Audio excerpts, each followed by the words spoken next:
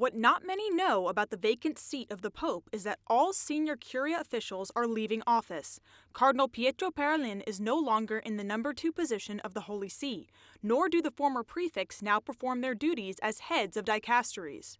That is why roles and functions are closely monitored in Vatican protocol.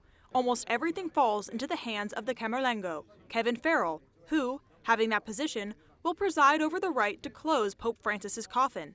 But first, a series of steps must be followed, as what happened with Pope Benedict XVI. A record commemorating the life and works of the deceased will be read, and, after being signed by some people present, will be laid in a metal tube that will be placed in the coffin. The Pope's face will be covered with a white silk veil, and inside the coffin, coins minted during the pontificate will be placed in a cloth bag, although they will not be chosen at random. They must indicate their duration: 1 gold coin for each year, 1 silver coin for each additional month, and others in bronze for the number of days. This will be the last time anyone will see Pope Francis. Although the Pope modified the funeral procession, the Saturday funeral mass remains the same as it was under his predecessors.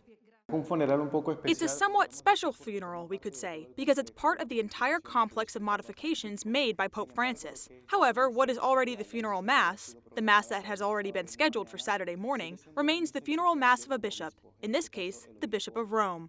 A newer aspect will be the funeral procession after the mass. The last one was for Pope Pius XII, who died in 1958, and his body was carried out in a hearse. It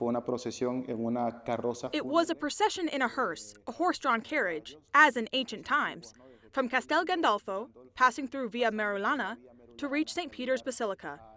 Now, once again, we will see a procession or transfer of the Pope's remains, not only for the funeral rites in St. Peter's, but also leaving Vatican City, crossing the city of Rome to reach the Basilica of St. Mary Major. The Pope's tomb will be in the Basilica of St. Mary Major. He himself said how he wanted it: simple, without any particular decoration, and with a single inscription that says, Franciscus.